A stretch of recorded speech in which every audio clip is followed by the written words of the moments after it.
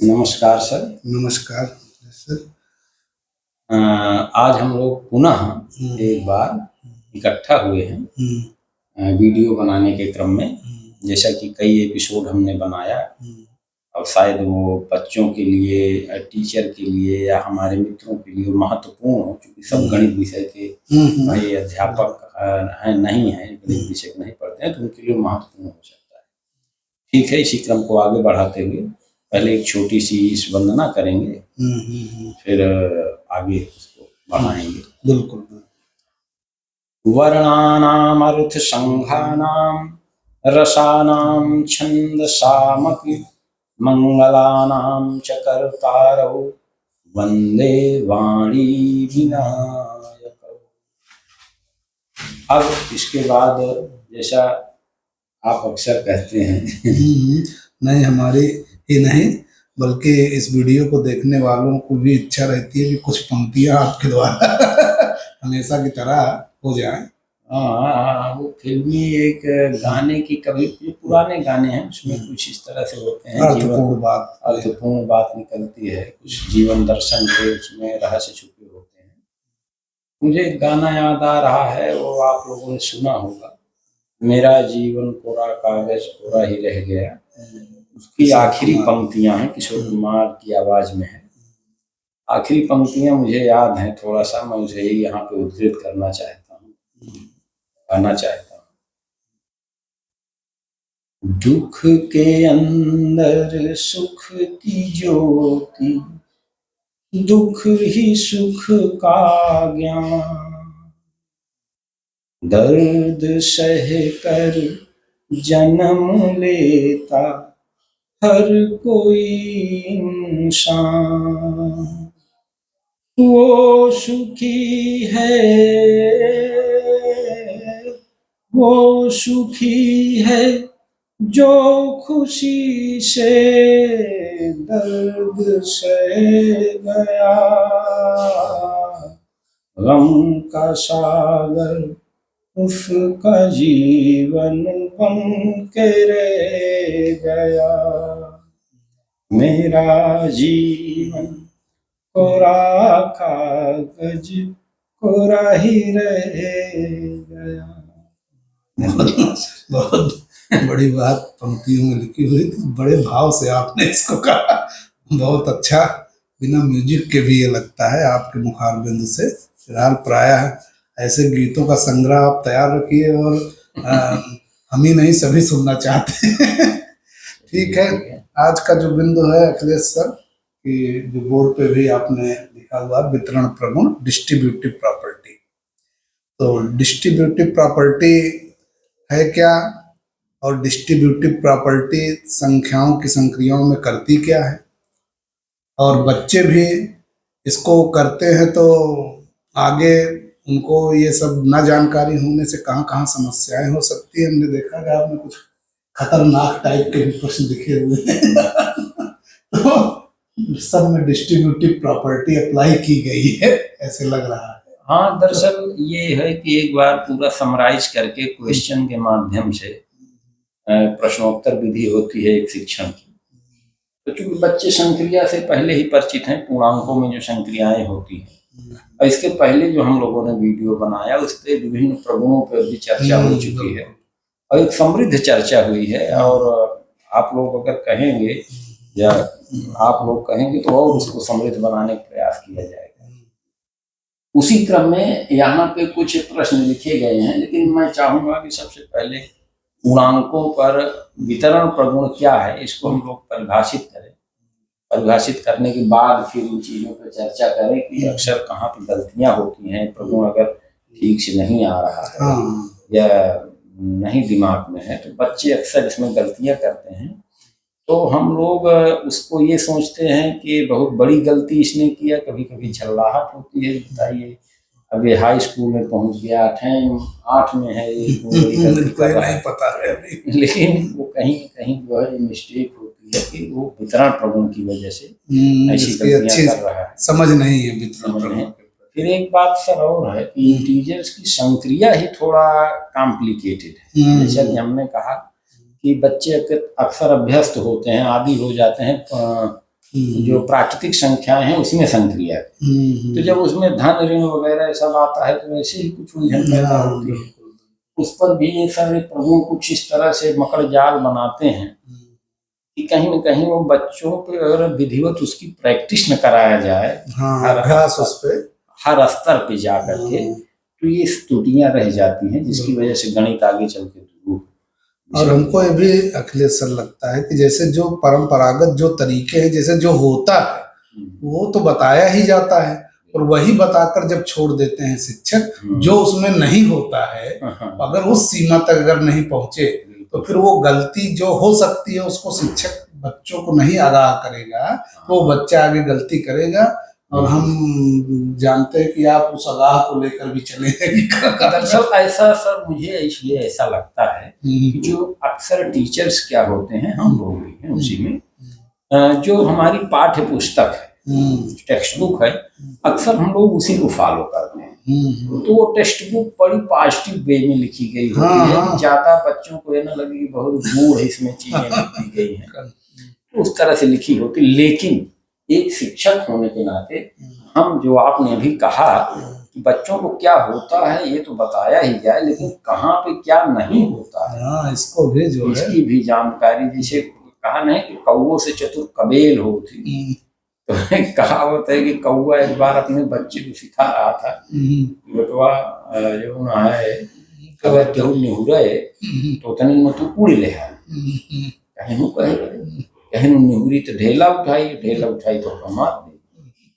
कबेलवा ऊपर मतलब बच्चा उसका पूछ रहा है अपने माता जी से, बाप से, कि मान लो घर ही से ढेला हाथों में लेके आ रहा है, न निहुरे उसे मार दे, मने के देखते मान न हो जाए। तो ये कहावत बन गई कि कौओं से चतुर कबेल। तो हम लोग अक्सर बच्चों को विधि निषेध, कहाँ पे क्या करना है, इसके साथ कहाँ पे क्या नहीं करना है, अक्सर जैसे हाँ स्वच्छता वाले में जो पोस्टर वगैरह आते हैं तो ज्यादा प्रभावी वो होते हैं। तो हमारी समझ से शिक्षण की एक विधा ये है कि क्या क्या करना है और कहाँ नहीं करना, उस पर ज्यादा ध्यान देना है। तो ये थोड़ा सा कक्षा में हम लोग बिल्कुल वही प्रयास इस वीडियो में रहेगा। तो वितरण प्रगुण को स्पष्ट करते हुए इन प्रश्नों पे चर्चा आगे कर ली जाए ज्यादा बोर्ड पे।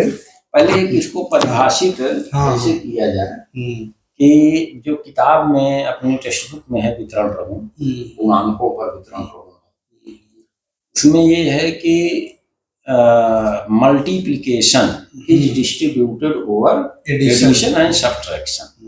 कहने का आशय ये है कि जो गुणन होता है, गुणन की संक्रिया, ये योग और घटा यानी व्यकलन लिखा हुआ है एनसीईआरटी की किताब, सब्ट्रैक्शन, उसके लिए वितरण नियम का पालन करती है।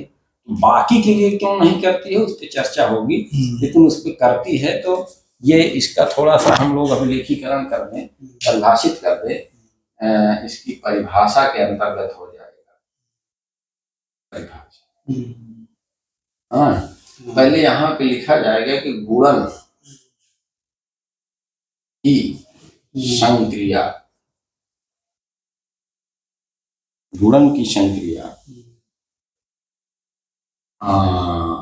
योग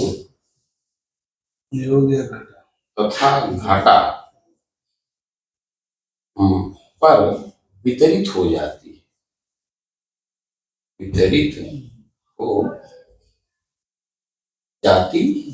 है या वितरण नियम का पालन करते हैं, ऐसा भी कह सकते हैं। वितरण नियम का पालन करती। तो अगर इसको सिंबॉलिकली लिखा जाए, मतलब प्रतीकात्मक भाषा में, तो यदि ए बी सी तथा यम, ए बी सी तथा यम कोई इंटीजर पूर्णांक संख्या, पूर्णांक संख्या है, यहाँ तक दिख रहा है, यहाँ ठीक है, ये नहीं दिख रहा। पूर्णांक संख्या है मान लीजिए, यहाँ लिख दीजिए, यदि ए बी सी तथा यम कोई पूर्णांक, हाँ, चूंकि 6 की बात है पूर्णांक के लिया जा रहा है और आगे की संख्याएं अभी संख्याएं हैं, ये तो वितरण को समझाने के लिए है, परिभाषित कर रहे हैं, पूर्णांक संख्याएं हैं, तो m गुणे a plus b plus c is equal to m गुणे a प्लस m गुणे b प्लस m गुणे सी। इसी को ही वितरण नियम कहते हैं। हाँ, ये परिभाषित है। ये परिभाषित हो गया। यही है, गुणन की संख्या योग घटा पर वितरित होती है या वितरण नियम को पालन करती है। उसी को आगे हमने सेट प्रतीकात्मक भाषा में लिखा कि यदि ए बी सी तथा यम कोई पूर्णांक संख्याएं हैं तो यम गुणे ए धन बी धन सी, तो यहाँ पर ऋण भी चाहे तो लगा दे, चूंकि ऋण के लिए भी शर्त। हाँ, धन ऋण, अगर ऋण भी आ गया बीच में, हाँ, तब भी उसके धन ऋण दोनों आ गया तब भी सब, कोई जरूरी नहीं कि धन है धन रहे या ऋण ही ऋण रहे।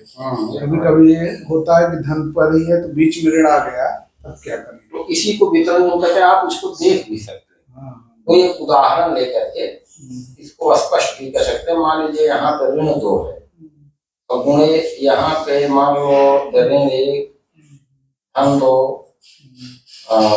ऋण 3, मैं मिला के ले रहा हूँ धन ऋण दोनों को। तो अगर हम एक तरह से पहले इसको ऐसे सॉल्व करें लेफ्ट हैंड साइड, तो ये जोड़ने पे आप देखेंगे ये वाला आएगा ऋण 4 और धन 2, तो ऋण 2 बचेगा और ऋण 2 का ऋण 2 से गुणा होगा तो 4 आ जाएगा। बिल्कुल 4 आ गया। अब आइए इधर वाले को देखते हैं कि ऋण, हाँ आएगा उधर से, ऋण 2 गुणे ए का मान ऋण 1 है, धन यम ऋण 2 और गुणे 2 हो गया क्योंकि धन 2 है, फिर ऋण ऋण यहाँ धन कर दें, ऋण 2 गुणे ऋण 3, ठीक है। यहाँ धन इसलिए किए कि ऋण 2 का ऋण 3 से गुणा हो, तो ऋण धन हो गया, ये हो गया 2 और धन ये हो गया ऋण 2, ऋण 4 हो गया, ठीक है। और धन 6 धन 6 हो, 4 आ जाएगा, तो फिर ये भी 4 ही है। दोनों तरफ से ये एक तरह से वेरीफाई हो गया, सत्यापित हो गया। वितरण नियम में अगर हम कोई भी 3 अवयव ले लें, 3 इंटीजर ले लें, इसका मतलब आप कहने का मतलब ये है कि अगर इंटीजर कोई भी 3 है, जोड़ में है या घटा में है या जोड़ घटा दोनों में है, तो एक नंबर जैसे भी हो सब के साथ वितरित हो जाता है और जो यहाँ पे संक्रिया होगी उसको लेकर के वितरित होता है।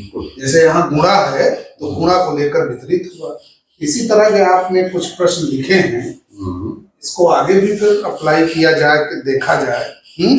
तो हम ये देख रहे हैं कि आपने इस चीज को लिखा है यहाँ पे, यम का मल्टीप्लिकेशन गुणा लिए a प्लस बी में लिए, इधर से यहाँ पर जो है आपने यम से इधर गुणा किया, इधर गुणा किया, तो क्या दोनों बराबर होंगे? फिर यम को इधर से ले लिया आपने, एक बार लेफ्ट से लिया, एक बार बाएं से। तो इसमें अभी आपने परिभाषा में जो ये बात बताई, तो इस हिसाब से पूरा साफ साफ दिख रहा है कि जो इसमें आएगा वही इसमें आएगा। ये हो गया। आगे लेकिन आप राइट वाले में अभी, हाँ राइट वाले में अभी आगे चल करके जो बातें आएगी अभी, तो आपने एक और लिखा है फिर a प्लस बी भाग, यहाँ संक्रिया भाग की है। क्या भाग भी इसी तरह गुणा की तरह योग पर या घटाने पर वितरित होता है? हाँ, ये प्रश्न देने के बाद बच्चों और शिक्षकों को यहाँ तक पहुँचना चाहिए, बच्चों के लिए, कि क्या ऐसा जो है, तो आपने लिखा उखा तो उनको सब बड़ा सही लग रहा है कि आपने गुणा की तरह है तो यम से ए में भाग कर दीजिए, यम से बी में भाग कर दीजिए। हाँ, दिख तो रहा है बढ़िया, ये भी वितरण नियम की तरह की गुणा है भाग, और यहाँ आपने इधर से भी जब यम वाला उधर से गुणा किए थे तो इसमें सही आ गया। तो इसमें लगता है जब भाग किए तो ये भी दोनों सही आना चाहिए, दोनों को बराबर अगर लिख दिया जाए। हमको लगता है कि ये प्रश्न जो है इस पर विचार करने की आवश्यकता है कि आप बराबर ऐसे लिख दिया जाए, ये दोनों जो है इस तरह से बराबर हैं, इस प्रकार से भाग किया गया तो ये बराबर, मतलब दोनों बराबर है कि नहीं, या दोनों में कौन गलत है, इस पर विचार करने की जरूरत है। हम लिख तो दिए हैं जरूर, जरूरी नहीं है कि दोनों सत्य हो या एक भी न सत्य हो, चेक करना पड़ेगा। तो पहले तो ये कि तो वितरण किताब में भी केवल गुणे के लिए लिखा है, multiplication is distributed over addition and subtraction, लेकिन भाग के लिए कहीं नहीं। इसमें सर एक बड़ी विशेष बात ये है, इधर से वितरण नियम मान लीजिए लगाया गया, ये आया, और इधर से लगाए, तो अब इसमें हमने बराबर ये लिखा है, हमारा लिखने का तात्पर्य नहीं बराबर ही है, पता नहीं कोई इसमें सही भी है, तो ये एक उदाहरण आप चेक करिए, देखिए बराबर आता भी है। ये एक बढ़िया प्रश्न है, इसको इस वीडियो के माध्यम से इसको समझे, इसकी भी हम चर्चा कर ले रहे हैं। एक और इस पर वीडियो बनाया जा रहा है अभी, कि इसको इस पर चर्चा की जाए, ये कहाँ तक सही है, कहाँ तक अगर इसको कोई ये मन में बात आ जाती है नहीं भाग की संक्रिया वितरण नियम पे लागू नहीं है, तो पता नहीं कहीं ऐसी स्थिति आ जाए और कहीं पता लगा लागू है कि नहीं है, और उसको न मान करके गलत सही हो जाएगा, इसमें बड़ी जो है समस्या उत्पन्न होगी। दूसरा एक आपने चिन्ह को वितरित कर दिया दोनों इधर से, अरे भाई ये तो होता ही है कि अगर बाहर लगा है, अब ब्रेकर टूटता है, हमारे टीचर ने बताया जैसे बड़ा खतरनाक चीज हो, टूटते ही अंदर के सारे चिन्हों को उलट पलट दे, अपने इनवर्स को जो है। तो इस पर भी थोड़ा सा बात, क्योंकि डिस्ट्रीब्यूटिव नियम की बात चली, ये सारी बातें डिस्ट्रीब्यूटिव नियम के अंतर्गत ही आती हैं। आपने इधर से ऋण लगा दिया, हाँ भाई उसमें जैसे इधर से है उधर से है, इसका मतलब सही होना चाहिए, इधर से हो गया तो ये ऋण ऐसे लगता है सब कुछ की सब इसी हिसाब से है, लेकिन गणित है, गणित में परिणाम भी सही आना चाहिए, उसी हिसाब से जो डिस्कशन होना है। भाई सामान्य नियम तो मैंने बता दिया, किताब में भी लिखा है, हर कोई यूट्यूब पर वाला भी बता देगा, लेकिन क्या कहीं आप इस तरह का कोई चीज पाएंगे कि जो इस पर डिस्कस करें, ये क्यों हो रहा है, क्यों नहीं हो रहा है, नहीं हो रहा है तो क्यों नहीं हो रहा है तो क्यों हो रहा है। इस पे हमको लगता है इस वीडियो को यहाँ क्लोज करके एक दूसरा वीडियो इसको जोड़ते हुए कि बड़ा ना हो जाए। बिल्कुल सर, बिल्कुल एकदम आपका सही है चयन।